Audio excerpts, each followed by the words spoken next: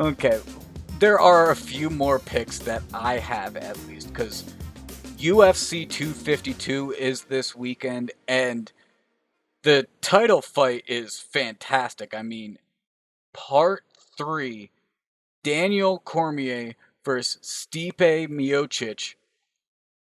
That in itself sells this card, to be honest. But if you look at the fight right underneath that, Sean O'Malley versus Marlon Vera, that's a spectacular fight too, and I'll tell you why. Sean O'Malley is undefeated at 12-0.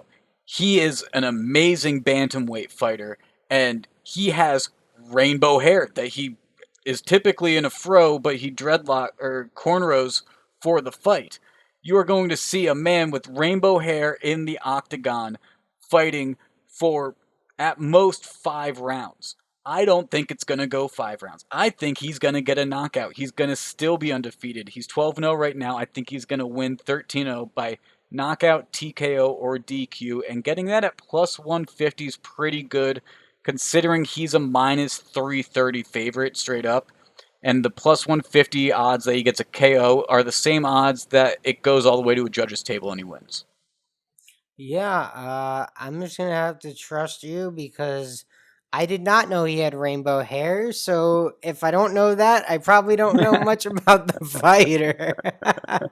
He is an electrifying fighter, and it is going to be a pleasure to watch him fight again. There's also some other good fights on this card. I mean, Herbert Burns versus Daniel Pineda, Junior Dos Santos versus Jairzinho Rosenstrike. Now, I think I tripped up on his name a little bit there, but both of those guys are very impressive fighters, and that card reflects it at plus 120, minus 140 odds. So this is a very good fight, but again, the Daniel Cormier versus Stipe Miocic fight, round three, it is the 41-year-old Daniel Cormier's final fight. He's already said that. And I think he's going out there and he's going to get the win. He's going to win back his belt and he's going to retire on top. He has a mission in his mind and he's going to get it done. At minus 115, he's even slightly the favorite right now compared to Miocic, who's minus 105. I guess what makes me nervous with all these judge sports, right, is we saw Dana White even call out the judges. Was it on Fight Island, I believe, for a decision? What's better for the UFC if Cormier goes out on top, or if the next fight can be a fight for a belt for Miocic? So, uh, when things like that hang in the balance, it scares me off these fights. But I like Cormier to go out on top as well. That seems like a good storyline, and I'm rooting for him. And like you said, they've already split their fight, so it's definitely doable. It's definitely a reality I can see. Yeah, I mentioned it's part three. Cormier won by knockout in the first match. He lost by TKO in the later rounds in the second one, but he had a very strong start in those first matches too.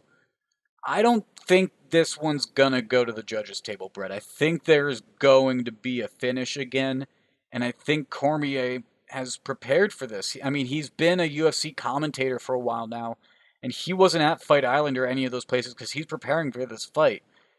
He's 41 years old. It takes a little more time for him to prepare, but he is one of the. I think he was the first UFC fighter to hold belts in multiple weight classes. He held the light heavyweight and the heavyweight. So if anyone can do it, it is a man that was an Olympic wrestler and set all these UFC records and is going to be in the UFC Hall of Fame when he hangs up his gloves.